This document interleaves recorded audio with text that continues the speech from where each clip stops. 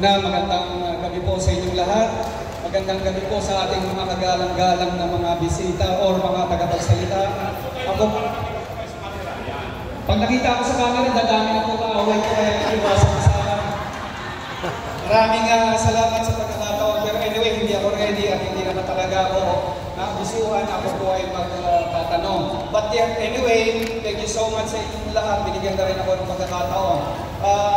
Ito po ay isang observation at hindi isang katanungan dahil nabanggit mo nga kanina, pumasok ako dito mabait, mamaya abangan na ako paglabas ko mamaya. Ang sinasabi ko lang, mga magalang-galang na tagapagsalita, is based on my personal observation. Pansinin po natin, meron na po tayong pinatalisik na presidente nung araw. At ang issue po sa kanya ay may kinalaman sa pagnanakaw, tama? Nakapagpapalsik ulit tayo ng pangalawang Pangulo at ang nangyari po doon ay may kinalaman na naman sa pera. Tama? At meron na tayong ilang beses na attempt na magpatanggal ng presidente dahil meron na namang kinalaman sa pera. Tama? At sa kasalukuyan ngayon, ang mga tao ay nagwawala, kaliwat kanan sa buong bansa at ang gusto nilang mangyari, paalisin na naman ang mga magnanakaw. Sino yung magnanakaw? Dahil determine natin ngayon kung sino talaga yung magnanakaw. Parang mag-asawa. Nung ikaw ay niligawan ng lalaki, ang sabi mo mabait ito. Sinagot mo siya na anakan ka niya. Later on, natuklasan mo hindi pala siya matino. Pinahiwalay ka at nahiwalay ka na anakan ka. Naganap ka na naman ng ikalawa at iba naman ang kanyang attitude at hiwalay ka na naman. Nakalimang asawa ka na, puro hiwalay at hindi ka na kontento. Napapansin mo na ang balik na ng chismis na sa'yo na. Sasabihin na yung babae ay makati na. Samantalang ang totoo, naghahanap lang naman siya ng matino. Kagaya rin natin mga Pilipino na naririto, naghahanap din tayo ng Pangulo o mga namumunong matino. Paulit-ulit tayong mag-aasawa. So ano po ang mapapansin natin? Baka mamaya may problema na tayo sa ating manliligaw. Tayong people's coalition, baka tayo ay may problema. Namimili tayo ng hindi karapat-dapat. Sa simula pa lang, mamili na tayo ng karapat-dapat para hindi tayo nakikita-kita rito, para sumigaw palagi, kapalitan ng asawa. Diba dapat matuto tayo sa leksyon, matuto tayo sa aral ng kahapon. Dapat kasalukuyan, hindi na tayo mga bata. Dapat matured na tayo sa larangan ng politika na pinagtatawanan na tayo ng ibang bansa. Kaya nga ang tanong, ano ang solusyon? Samantalang maayos naman ang ating konstitusyon. Bagamat sinasabi kanina ni attorney na mayroong mga pagbabago, yes, sapagkat na-experience natin. Imagine nung araw, ang nagnanakaw ay isa. Subukan nyo ngayon kumuha ng isang pirasong papel. Hatakin nyo yan sa apat na kanto. Kung sino yung may pinakamalakas na hatak, siya yung may pinakamalaking bahagi ng papel na makukuha. Kasi siya yung pinakamalakas sa pamahalaan. Ganyan ko ini-interpret. Kaya ang sinasabi ko po sa inyo mga kasama, sana sa susunod, kung hindi man ngayon, gawin na natin ngayon. Mamili tayo ng nararapat at hindi ko masabi sa inyo kung sino yung nararapat, baka magkamali din ako kagaya ng karamihan na nagkakamali ng pagpili ng asawa. So, magandang gabi po sa inyong lahat. Maraming salamat. Salamat po. Pwedeng magkilala. Pwedeng magkilala yung ating maginoong... Ako po, Sir, si Juan Arnold Carrion. Ako po ang kasalukuyang presidente ng District 5 Liga ng Malupon. Salamat. Congrats. Para naman handa sa sabi niya hindi siya handa, pero it's very natural yung kanyang pahayag. Tara all. Magbigay lang ko ng kunting komento doon. Tama lahat yung observasyon ni Arnold. Alam po ninyo kasi yung sistema natin talaga ng politika ang problema. Kasi yung mga political parties natin ngayon ay hindi ground-based. Ibig sabihin naka-floating sa sa alapaan. Hindi po sila nakapundasyon sa tao. Ito ngayong PDP Laban, gusto po natin palakasin yung pundasyon ng partido natin sa tao para dahil sa baba, mag-umpisa na po natin piliin yung mga karapat-dapat na mamuno sa ating barangay, sa ating mga munisipyo, syudad, hanggang tumaas sa Kongreso, Senado, hanggang sa Pangulo. Para sa ganun, mapili na natin kung sino talaga yung karapat-dapat na maging asawa natin, na siya po ang katulong po natin para guminhawa po ang bansa. Malakpakan naman natin. Si Carolan again, Kuya. Ano lang mo, galing mo. Saludo, saludo. Kuya, paano? Sama sa payo. Hindi ko na lang kami nauupo. Napapasalamat kasi kami dahil dito po talaga yung purpose ng pagbaba kung bakit nag-People's Congress.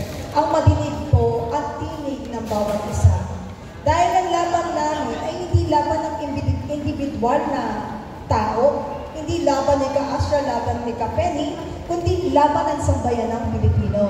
Kaya nga po, kailangan marinig po namin muli ang isa pang tinig. Pagsamasamahin natin mamaya para maging boses at magkaroon ng hustisya. Ang ating panawagan, dapat isa lamang ang ating dapat isigaw. Tulad ng sinabi ni Kuya. Ano sinabi ni Kuya kanina? Maging maingat sa pag-ibig ng asawa. Huwag na lang magkasawa kaya. Anyway, next question. Magagaling sa ating Pamili ka dyan. Kuya. Lahat ito handa eh. Kuya, parang may nakikita ako sa yung leadership. May something eh. May something kay Kuya eh. Yung kislap ng mata.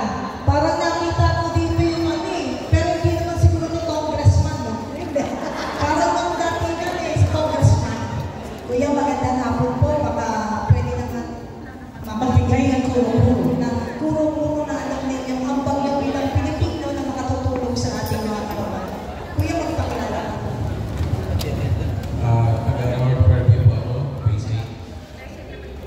Isang veterano na first responder ng ADB. Ang probinsya po ay Tagalog po. Ang kasalukuyang administrasyon sa bawat isa sa atin ay dumadaing na bawat Pilipino sa mga issue na ipinupukol sa gobyerno. Ang aking tanong lang po, may angat pa kaya ng mga congressman at senator ang isang Pilipino ang pagkakakilala sa kanila bilang gobyerno? May magagawa pa ba po ang mga darating na mga leader para may angat ang kasalukuyang dagok sa gobyerno? Ano ba dapat gawin natin? Ano ba dapat ang aim natin para makuha natin yung pagtitiwala ng taong bayan, pagtitiwala ng tagabayan na nagpapasahod sa mga gobyerno, na ngayon ay talagang lumbog na po sila. At nandito po yung mga leader natin, future leaders natin, na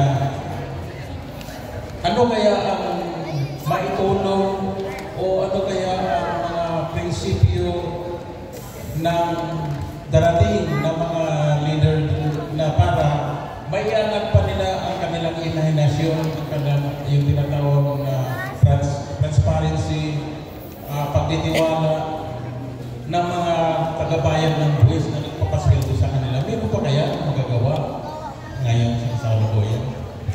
Salamat po, sir. Sabi ko sa iyo eh. Isa niyo po ba si Atty. Raul? Sikapin po tayo, palis na. Ka-Jimmy, kasi gusto ko makikinggan ang boses ni Atty. Jimmy kasi siya yung bata sa amin dito. At least, yung kanyang generation, siguro generation Y ka? X? Generation X. Pakinggan natin ang opinion ng isang nakababatang leader po natin sa partido na meron pa bang pag-asa na nakikita natin ang bansa na mapalitan itong mga tinatawag ni Secretary Bebot na mga congressman at senator. Pakinggan natin si Kanina. Imahe ng Senado at Kongreso, paano maiangat at ano yung mga parang nanonotapanihan ng mga leaders na dapat meron so that we can see hope in the future.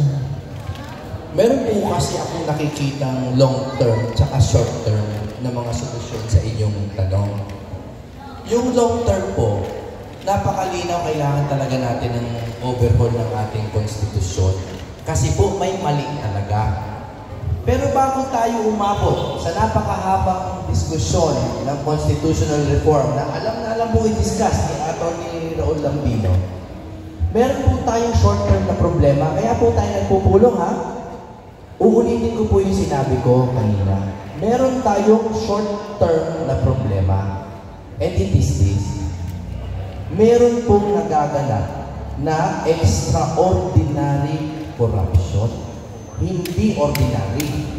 Extraordinary. Ngayon, sa karaniwan pong mga panahon, kung merong korupsyon, tayo po ay magpapail ng kaso. Ordinary lang, ano? Titiisin natin hanggang magpalit. Meron din namang korupsyon ng panahon po nila Gloria, panahon ni Pinoy, pati po sa panahon ni Duterte, may korupsyon. Magpapail tayo ng kaso. Tama po ba? Pero hindi po nawawala ang sistema kasi hindi systemic yung korupsyon. Ang problema po ngayon, ang sagot sa tanong nyo, kailangan po natin magpalit ng liderato. Bakit? Sandali lang, ha? Wala po munang magre-react, ha? Kasi po, kung yung korupsyon ngayon ay kaya pa nating tiisin hanggang 2028, kung mabubuhay pa tayo hanggang 2028, nararapat lamang na sundin lamang natin ang nakasaad sa konstitusyon na 6 na taon ang termino ng isang Pangulo. Dapat lang. Pero ang tanong ko sa inyo ito, paano po kung may maibigay ako sa inyong datos na magpapatunay na sa susunod na taon bangkarote na tayo? Bankrupt. Wala nang ginto, wala nang investor. Maniniwala po ba kayo? Pag binigyan ko kayo ng datos ukol dyan, maniniwala po ba kayo sa mga scholar na nagsasabi na may chance talaga na in 1 to 2 years, wala ng pera ang Pilipinas? Gumawa po kayo ng sarili niyong research at balikan niyo ko. Total kayo'y kasali sa People's Congress. So the answer to your question, my dear friend, long term, baguhin talaga natin ang konstitusyon. It's more, magpa 40 years old na siya. Ang tanda na, wala pa mga computer noon. No? Tsaka nakita na natin na may diferensya yung unitary form of government. No? Na kailangan na natin maging federal, kailangan na natin maging parlamentaryo. Ang problema ko dyan sa usaping ganyan, mga matataas na konsepto yan na hindi maramdaman ng sigmura natin. Kaya tsaka ng long term. Ang kailangan po natin ngayon ay ang ilagay ang kapangyarihan muli sa taong nararapat at nagmamahal sa Pilipinas. Ngayon, sir, Arnold, Ka-Arnold. Hindi, kinakausap mo si Ka-Arnold talaga. Kasi, ang sinabi nyo, yung asawa, nakailang palit na, no, mula dun sa unang asawa. Tama po kayo. Ang problema po, walang bumabanggit dun sa nauna pa sa unang asawa. Banyaga. Meron pong banyaga na hanggang ngayon siya pa rin ang may control dun sa asawa. Kaya po wala tayong mahanap na magmamahal sa atin kasi meron po pa rin banyaga na humahawak sa lahat ng galawan natin. Third wheel. Third wheel. Forever third wheel. Kaya po kailangan natin, sir, to summarize, no? We really do need to take back power. Kunin po natin ulit in a constitutional way. Kung totoo pong seriously ill or incapacitated na po ang ating Pangulo, ilagay na natin sa Vice President. Para pag siya ay naging Presidente, ayusin po. Palagay ko, i-abolish niya ang Congress at upulitin niya para maging tama ang struktura. May pag-asa, pero napakahirap po ng pagdadaanan natin sa mga parating na buhay. Thank you, Vladimir. Kaya, tanong tayo sa mga kayo dagdag sa nasagot po ba? Maganda po kasagutan. Pero may isa pa pong punto doon sa paglimbawa ng palitan ng Constitution. Ang karamihan po ng Pilipino ay hindi na ngayon mapupula. Nakakaintindi na po sila dahil sa social media, madali na po mapaunawaan sila at marami pa na po magsusubaybay. Ang masakit lang po, meron na tayong constitution, meron tayong batas na pinapasunod, pero yung mga leader natin ay sinasabing, we have to bend the law. Yun ang problema ngayon. Mambabatas na mismo, sa gobyerno mismo, babaliin na yung constitution. Ano ba kahalagaan ng constitution? The fundamental law of the land ay dapat masunod. Pero yung mga leader natin, ano sabi? Ay, pwede natin baliin yan para ito maisingit lang dahil sa palakasan. Opo. Kaya po, tutuloy ko lang, baka may ibang gusto sumagot, pero itutuloy ko lang. Kaya po sinabi ko yung sa pagbago ng Constitution, long term. Pero bago po natin baguhin yung Constitution, ang tanong, sino ba hahawak ng ballpen para i-rewrite ang Constitution? So first, we need to find a trustworthy leader. Kaya kailangan po, ilagay muna natin sa kapangyarihan yung, tama po kayo, tanggalin muna natin yung mga nagsasabi ng bendalo. Kailangan silang mawala. Tama po ba? So bago pa natin palitan yung konstitusyon, ilagay muna natin yung ballpen sa kamay ng nararapat. Yun po yung sinasabi ng pagkakaiba ng long term doon sa short term. Yeah. Karaul, saglit lang. Karaul, saglit lang po. Yung bendalo, para maintindihan po ninyo, yung tinatawag namin mga abogado, yung statutory construction or interpretation of the law. Kahit kailan po, hindi mo pwede pong baliin ang batas o kaya baluktutin ang batas. You can never break the law or bend the law. Hindi po pwede yun. But you can interpret the law either literally or strictly. Depende po yun kung ang pinag-uusapan natin ay observance of inherent rights, yung mga karapatan po natin binigay kaloob ng Panginoong Diyos at inilagay po yan sa saligang batas o sa mga batas na inakda ng Kongreso.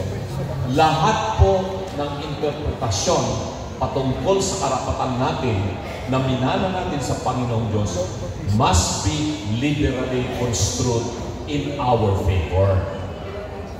Ganon din po yung karapatan ng mga tao sa isang punitive o kaya batas na nagpaparusa. That law must be strictly construed against the accuser or the government. Kaya nga po meron tinatawag na sa criminal law, guilt beyond reasonable doubt. Ibig sabihin po niyan, nakagawa siya ng krimen, pero yung kanyang pagkakasala hindi napatunayan base sa ebidensya. And the law must be strictly interpreted against the government and against the accuser. Yan po ang ibig pong sabihin niya. Pero yung mga palusong po nila kasi ngayon na talaga nakadulungkot na we can bend the law. You cannot bend the law. That is a violation of the Constitution or the law itself. So, pakinggan ko si Juan, si Ronald, meron siyang gustong opinion bago natin pakinggan yung susunod na magtatanong. Just thank you para all in relation also sa tanong, no? Naibanggit ni Attorney Judy yung charter change, which is a long-term solution to the problem. Siguro from the standpoint of education, dapat din siguro natin isipin yung tinatawag na character change. Kaya ako'y natutuwa na mayroong ganitong mga events o forum upang siguro isasuggest ko na rin sa PDP na tuloy-tuloy yung pag-educate natin sa mga tao, lalo na kung hindi bababa yung liderado ngayon, sa 2028, sa pamagitan ng pag-educate ng PDP laban sa mga tao upang pipiliin natin kung ano po yung mga tao na karapat-dapat maupo sa Kongreso at sa Kongreso both lower and upper house. Kasi kung tutuusin, ako, sinisisi ko rin minsan yung sarili ko. Because I'm partially to blame because of the problem. Siguro ganun din, ewan ko sa inyo kung tanggapin ninyo. Kasi mayroon tayong karapatan, freedom of suffrage kung tawagin sa Constitution. Pipiliin natin yung mga leaders natin. For in Quezon City, for example, ang tanong, pinili ba natin yung karapat-dapat na congressman natin? I don't know. I cannot answer for you. Ganon din. So, ibig sabihin, kung tuloy-tuloy ang education sa mga tao na para piliin nila kung sino yung karapat-dapat na leader, sa tingin natin, pagdating ng panahon, sila yung magbigay ng kabutihan sa kanilang mga distrito, instead na magnakaw sila, mag-introduce sila ng improvement or development projects sa kanilang mga lugar. So, ang suggestion ko is that sa pamagitan ng forum na ganito, i-educate natin yung mga leaders, mga mamamayan, na upang sa sunod na pagkakataon, mamili sila ng leader, ay pipiliin na talaga yung tunay na magaling, hindi lang sa utak, kundi sa puso, para sa mga mga Pilipino. Thank you, Mr. Donald. Short comment ni Atty. Yvette. Thank you, Raul. Kaya nga po, susulat ko yung sinabi ni Mr. Arnold. Kaya nga po, importante, malaman ninyo saang political party na papabilang ang inyong sinusuportahan. Bakit? Kasi itong political parties, meron niyang mga ideolohiya. Meron niyang mga prinsipyo, meron niyang paninindigan. Sa darating na eleksyon, tanungin niyo yung miyembro ng ibang political parties, sir, tanungin niyo, itong partido niyo ba naniniwala na dapat we can bend the law? Kahit hindi ka abogado, pero ikaw ang magiging boses namin, pwede mo ba i-bend the law? Doon yung malalaman. Sa PDP Laban, sasabihin ko na po sa inyo, wala po sa amin ang sumusuporta sa panukalang we can bend the law. PDP Laban po, yan ang aming tanong. Maraming salamat po. Salamat ka, Yvette. Alam po, napakahalaga yung binanggit ni ka, Yvette, yung participation ng mga tao sa political parties. Kanina binanggit ko na kailangan ng mga political parties, grounded sila, may pundasyon po sila sa baba. Siguro ngayong gabi, baka pwede natin umpisan dito sa United Fairview na magkaroon ng pundasyon ang PDP Laban dito sa North Fairview. At siguro si JP, na ikaw naman ang nag-organize dito, ay pwede tayong magtatag ng chapter ng PDP Laban dito. Mga miyembro gustong sumali sa PDP Laban, kukonsultahin natin sila. Lahat ng mga membro, magpatawag tayo ng tinatawag na parang convention para piliin natin kung sino yung ikakandidato ng PDP na tatakbo mga barangay officials. Kahit na non-partisan, sabihin natin yung barangay election.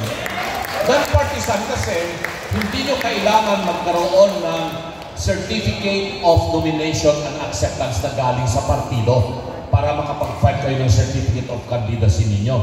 Pero, hindi po kayo pinagbabawalan ng election code o kaya ng constitution na maging member po kayo, active member po kayo ng partido. Pag nagawa po natin yan sa buong Pilipinas, sa bawat barangay, sa bawat sitio, na meron po tayong PDP Laban chapter, mapipili natin, masasala natin yung mga ihahalal natin magmula sa barangay hanggang pataas. Medyo mahabang proseso, pero iyon ang kasagutan po dyan na long term and more or less permanent solution. Maliban doon sa charter change o maliban doon sa mga conviction ng mga nasasangkot sa corruption. Tuloy po natin. Maraming salamat, Raul. Of course, bago tayo magpatuloy, gusto namin i-acknowledge ang presensya po ng ating chairperson para po sa ng Senior Citizen Committee, Raymond Sinukat. Raymond, baka pwede kabakit ka dito sa stage. Alam niyo, eksakto po itong ating pambalitaktakan ngayong hapon dahil sabi nga nila, naniniwala po ba kayo na kapag may kora, may baha? Ang hina naman, oh.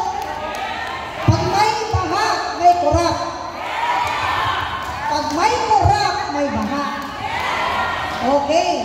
Tapos, gusto kong magbukas ng isa pang topic na pagtatalunan ninyong lahat. Dahil alam ko na kayo po ay biktima ng pagbaha. Tama?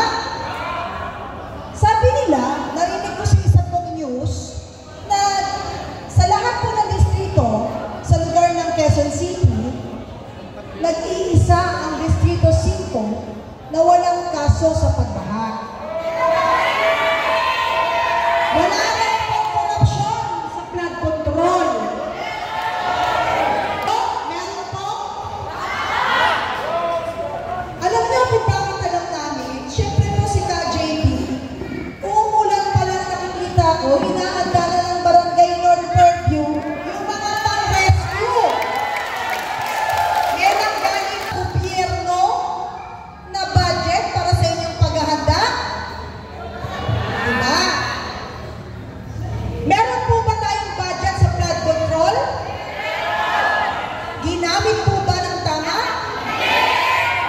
So ano pong biyaya ang inyong nakita nung ito po ay tuloy-tuloy na pagbaha ang nangyari at pag-ulan? Lahat na lang, wala yung control. Tama po ba? Ngayon gusto ko po marinig. Tanungin natin yung mga tao pa. Opo, Gusto gusto ko natin po mapakinggan yung mga marinig tao. sa inyo, ito lang pong nagdaan na bagyo. Dahil alam ko po, nung ako po'y bumaba dito, may isa po ditong river. Tama? Wala si Gadget. Ako po'y tumulay doon sa maliliit na, sa Tulyahan, di ba? Sa ako po'y Tulyahan. Kaya gusto ko po sana marinig mula po sa inyo kung ano pong sitwasyon na nakaraang bagyo at anong aksyon na ginawa sa inyo ng mga kinatawan ng gobyerno. Ma, magsalita ka. Marami kang pupunta. Ako po pala ay isang taga North Fairview at biktima rin ng tinatawag na baha na hanggang sa ngayon ng aking mga kababayan ay patuloy na naghihirap dahil sa tinatawag na flood control na puro flood na lang control. Dahil dyan sa tulay na nag-uugnay ng Santa Lucia at saka North Fairview, puro lang pangako hanggang ngayon napapako. Sa laki ng pera at alam naman ng taong bayan, kung ano ang budget, wala ang budget sa baha, nandoon sa Brittany. Sa Brittany, andoon po talaga yung budget ng flood control ng North Fairview. Yan lang po at sana yung iba dyan na nagdedepensa pa sa tinatawag na ng murakot sa flood control, sagutin niyo po yan. Ma'am, ano po yung pangalan niyo, ma'am? Anong pangalan niyo? Ako po si Bing, isa po ako chairwoman ng Citizens Health Advocates and Police Action. Sino po yung congressman natin dito? Pia Vargas po. Pia Vargas po. Ganun ba? Ano yung Brittany? Tanong natin, ano yung Kasi, Brittany? di ba merong report na ipapatawag yata sila sa ICI? Pero ang gusto nila, mag-a-appear sila sa ICI pero executive session. Executive session, anong ibig sabihin nun? Special. Sabi ni Attorney Bundong kanina at saka si Attorney Yvette, grabe talaga ito, massive yung corruption, massive din yung cover-up. Kaya nawawala tuloy ng credibility yung ginagawa nilang investigasyon. Meron akong narinig na sinasabi ng mga cabinet members at saka yung mga tagapagsalita nagdidepensa ng administrasyon. Kung ang nag-umpisa na ibulgar itong corruption sa flood control ay yung Pangulo mismo. So, hindi siya sangkot dito sa corruption. Bakit naman niya umpisa na investigasyon kung masasangkot siya? Alam niyo, meron akong nabasa sa isang blog o sa isang Facebook o TikTok. Para bang yung sitwasyon na may grupo sila o katulad dito, tapos may sumambulat na mabaho, tapos may sumigaw, o sino bang nagpakawala? Imbestigahan kung sino yung nagpakawala ng mabaho ng amoy. Parang ganon yung sitwasyon, hindi ba? Kaya nakakalungkot talaga na yung sitwasyon na binanggit mo ngayon, dito sa distrito ay nangyayari. So, abangan natin. Meron siyang tugtong. Habang nagsasalita ka, sabi po ni ate, hindi po ako nagsisinungaling.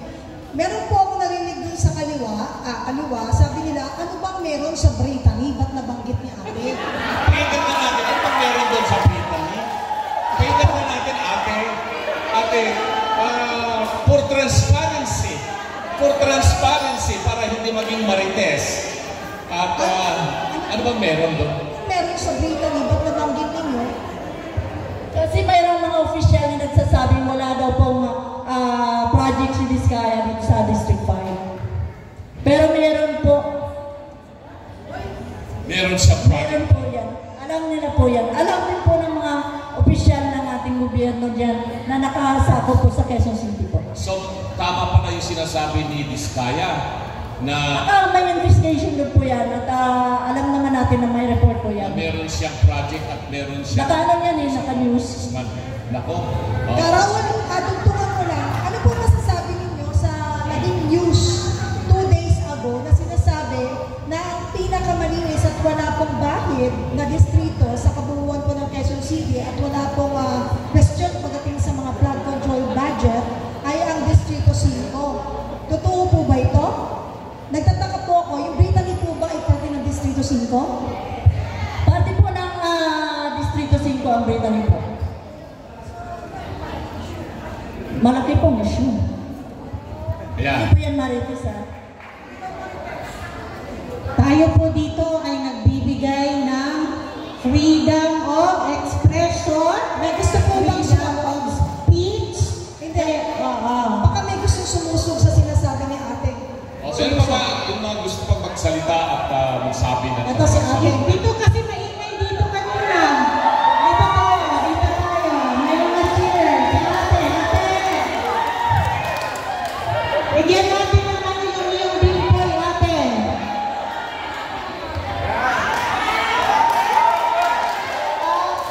Ano po ay pagkakailangan? Kasi yung last election, alam namin, yung kandidato namin, panalo. Ang problema po, napatawa niyo ng paraan, napalitan ang commissioner ng Comelec kasi doon po nag-uumpisa ang ugat ng election. Ako, nag-partisan ako. May ano kami. Pero, kung ang Comelec commissioner ay hindi po honest, kahit po anong boto ng tao na mapino, wala pong mangyayari.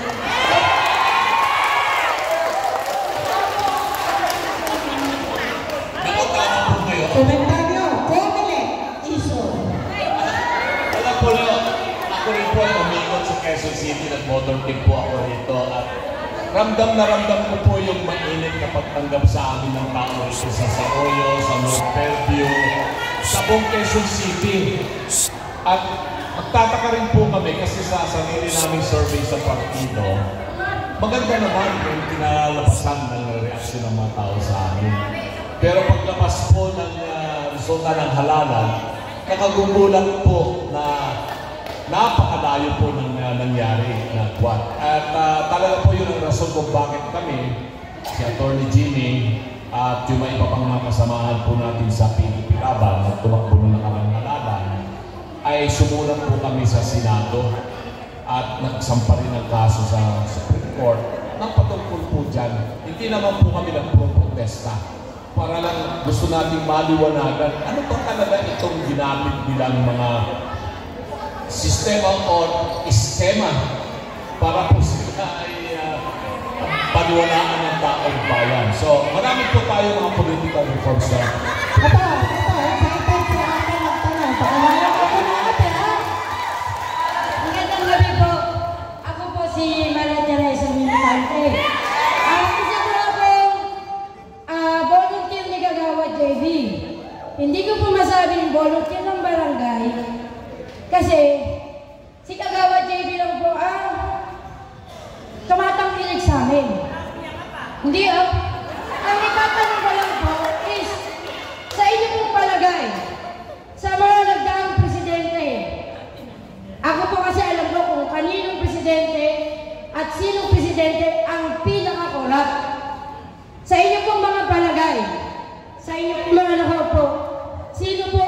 pinakakurap at lalong nagpahirap sa bansa natin ang kabi-kabila ang lindol.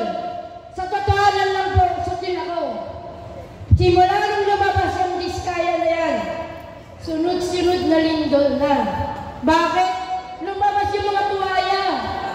Nayanig yung mga lupa. Ang problema natin, maraming tao ang nadamay. Maraming mga infrastructure project ang nasira. Ngayon, ang tanong ko po, sa paanong paraan ninyo kami matutulungan, lalo na ang Barangay North Fairview, na lagi pong binabaka. Sa totohanan lang po, nakita namin yung yung panel po, yung mga retaining wall. Wala pong mga bakal, kasi po nag-iikot po kami. Kasama ko po si Kagawad JB. Pinipicturean ko po yung mga pader na mga walang bakal, napakalipis na simento, kaya lang hindi ko ma-post kasi baka mabarangay ako. Kaya ako. Pero sa totohanan lang po, ang barangay namin, kahit po maliit, sobrang active po ng aming barangay Kagawad. Parating pa lang ang bagyo, naka-prepare na. Kami pong naka-volunteer ay lagi sumusuporta kay Kagawad JB. Ngayon, sana po sa inyong pakikitungo sa amin ay matulungan niyo po kami sa aming barangay na maging maayos at magkaroon po kami ng proper na retaining wall na dapat at akma para sa aming flood control na hindi na po kami ganun bahain. Salamat po. Thank you. Thank you. Sasabi mo kanina, Ang pinakatanong ko po para sa lahat po ng mga nagdaang presidente, sino po ang pinakakurap? Kasi alam ko po kung sino. ngayon, balik ko yung tanong. Sino yung alam mong pinakura? Ayun ako po ngayon. Yun din yung sagot ko. Thank you, sir. Kasi dito maraming ano eh. Alam mo yan, sir? Dito maraming nakawan. Hindi lang milyon halos lahat ng sakay ng gobyerno may nakawan. Ang naghihirap. Kaming mahihirap. Ngayon wala ka lang mabiling sibuyas na 100 eh. 310 na. Ang hirap na po mag-budget. Ganun po sana. Kung sakali po na kami po willing kaming tumulong sa inyo at the same time sana po magtulungan nyo rin kami pagdating ng tamang panahon. Salamat po. Mapanood mo ulit pangalan niya? Maria Teresa Medicante po. Maria Teresa, Marites na lang. Marites. Maria Teresa partner. Hindi po, napakahirap sagutin dahil po self-serving, sasabihin nila kami ay, alam niyo na, makaseryo. Pero meron pong lumabas nung isang araw lang na Corruption Perception Index. Lumabas. Pababa na ng pababa yung korupsyon mula kay ERA, pababa Gloria, pababa Pinoy, pababa Duterte. Ang baba na kay Duterte, nasa line of 4 na lang. Pagdating po kay Marcos, 80, line of 8 na naman ang korupsyon. Kaya ang aming pong sagot ay hindi bias, ito po ay nakabatay sa numero. Kung sa perception lang po ng publiko, ang pinakamataas na korupsyon ay ang nakaupong administrasyon ngayon. Paano ngayon kami makakatulong? Kailangan po natin magtulungan. Yung public pressure po ngayon, para ang Pangulo ay managot kung bakit may mga insertion, ipagpatuloy niyo po. Kasi po, marami nagsasabi na makapal ang mukha niya. At hindi siya magre-resign. Hindi po ako naniniwala dyan. Pasensya na, alam ko, iba tayo ng mga opinion dyan. Palagay ko po, itiin natin ang itiin ng ebidensya sa mapayapang paraan at legal na paraan. Yes, sir. At aabot din yan sa puto na bibigay din yan dahil alam niya sa puso niya, Yes, sir. Kasama niyo kami. Kasama niyo po kami. Isa po kaming may bahay din na nahihirapan sa lahat ng antas maging sa budget. Sa lahat ng antas kami ang nahihirapan mabuti. Kasanay ka ng abogado, huwag ka nang natakot magsalita. May pension sa hindi. Hindi po ako natatakot, alam po nila yan. Pag nasa drama po ako, kahit sino po binabangga ko rin.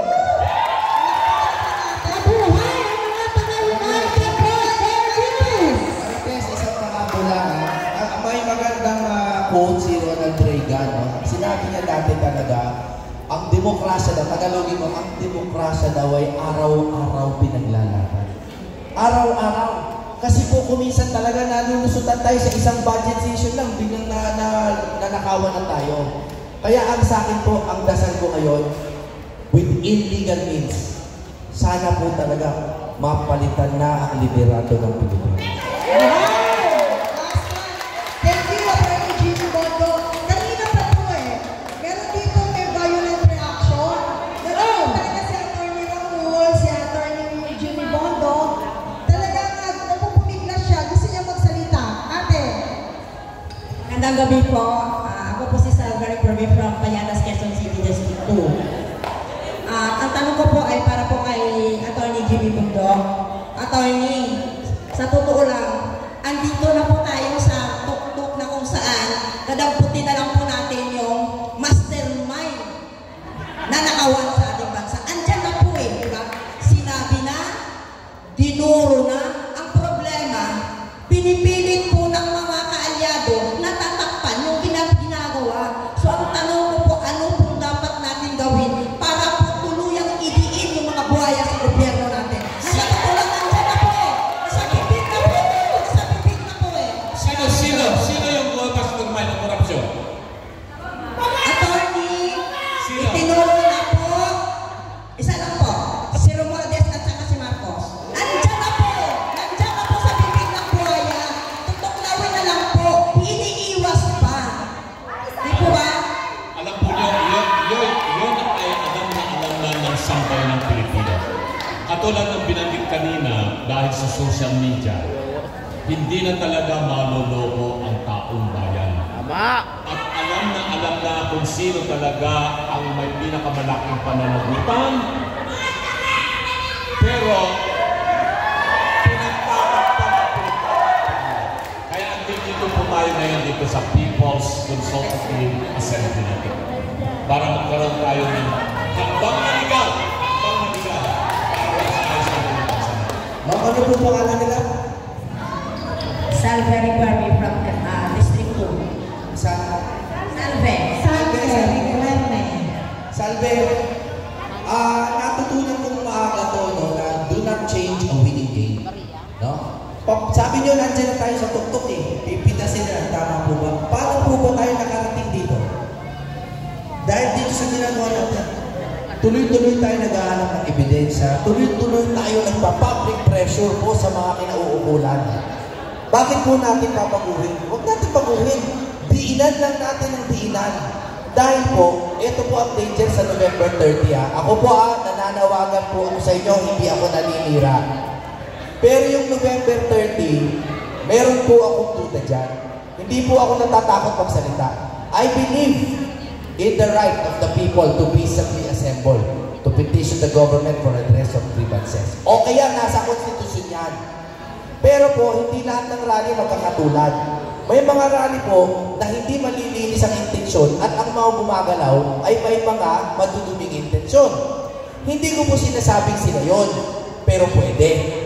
Kasi may mga ugong, balita lang, di umano Sa mga lawyer dyan, I am telling you, this is allegedly only May mga nagsasabi na yan po ay polusyon kasama ang kaliwa. At hindi lang po komunista, kundi terorista level. Paano po kung sila ay magtagumpay sa kanilang panawagan na tanggalin ang dalawang leader natin, ilagay sa junta o sa kanilang kung sino man ang militar na tinitingala nila, at doon ilagay ang kapangyarihan, delikado po yan. So, yung ginagawa natin, na tuloy-tuloy lang sana, baka i-hijack nila, baka baguhin. Kaya sa akin po, ang dapat natin pinagtutuunan ng pansin ngayon, iisa lang. Pag-resignin po natin yung Pangulo. Pressurein natin. Nag-work, di ba?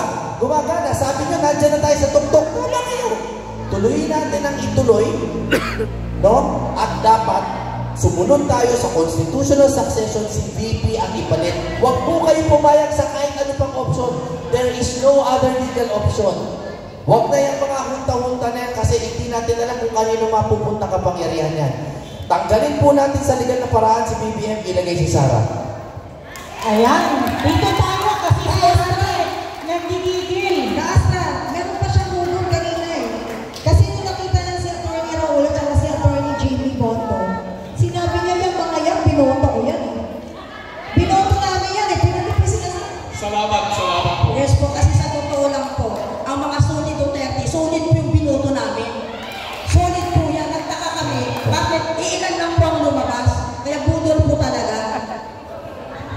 Kaya dito ako kasi nagkikigil si ate. Tanong ate, para mabigyan ikaw ng boses at hindi ka na sumigaw, merong mikropono. Presidente ng mga kababaihan, mabuhay! Mga kababaihan! Ako po si Sari ng Barangay Olor. Nung simula pa ng eleksyon, kay ate daw sa iyo Olor sa mga kababaihan. Bago mag-eleksyon, kami pala. Ginagawa po ako, ginapangak po ako ng panggas. Ginayaran po kami ng silver.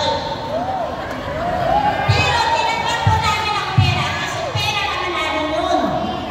Ngayon, iba ang simulan namin kasi ako po, o pamilya po, Sole Duterte. Kaso lang, sa nakikita namin po ngayon, iba ang tao po. Kaso pa rin natulog, nawawalan po kami. Binabahan po kami sa biscuit bill. Kaso, Diyos ko po, wala naman po kami natatanggap na ayuda. Kahit 1 kilong bigas, wala po. Ngayon, ang ginagawa po ng aming barangay, palakasan system. Palakasan system po kayo, sino po kamag-anak nila yung magpapalapitigan ng ayuda. At saka po, yung ano po ngayon, ang gagawin ko, mga kapatid ko po ng mga is yun po rin po ang nakaupo. Kaso, ang mga dapat ikulong, hindi po nakukulong ng maayos. Dapat po yung mga pensan ng sinungalis, yun po dapat ang makulong. At sa sasabi ko, bakit yung mga pinapulong is na mapapala naman po ang nakuha nila, yun pa po ang nauna na po. Bakit yun po ang pinaka-mastermind hindi po nakukulong? Paano? Bakit? Dapat na tayo siguro mag-people's power na. Ilabas na natin ang nagsiparan. At ilaban na po natin ang lahat na tayo. Sino na rin po ang naniniwala kay mga tangalan po yan. Yung ayun ba dito pag may bibigyan bawat 1,000 may bibigyan ng boto. Kunyari may 1,000 tapos magbabalik kayo ng 500. Nangyayari din ba dito yun? Nangyayari ka ba yan? Pinayaran po kami ng 3-5 pero hindi po namin talaga sila pinuto. Tinanggap po namin ang pera.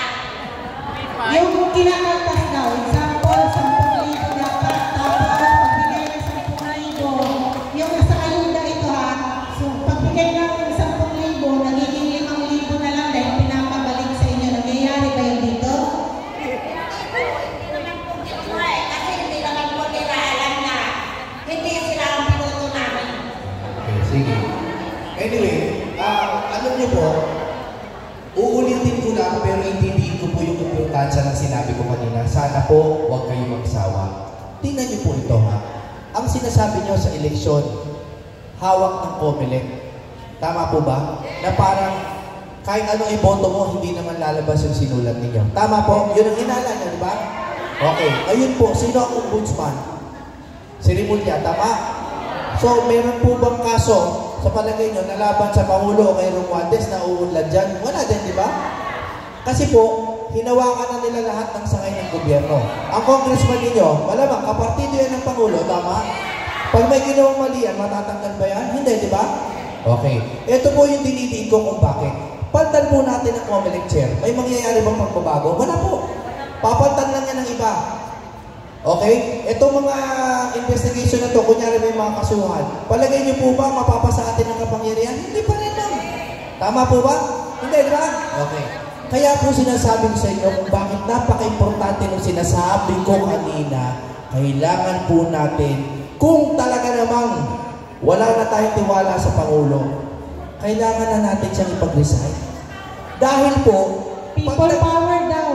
saka natin pag-usapan niya na, pag pinapatag po natin sa ilalim mula pero isang palit lang po, isang susi lang po, master key. Master key. Kapag pinaltan po natin yung nasa tuktok, hahanay lahat yan, magiging tama lahat yan.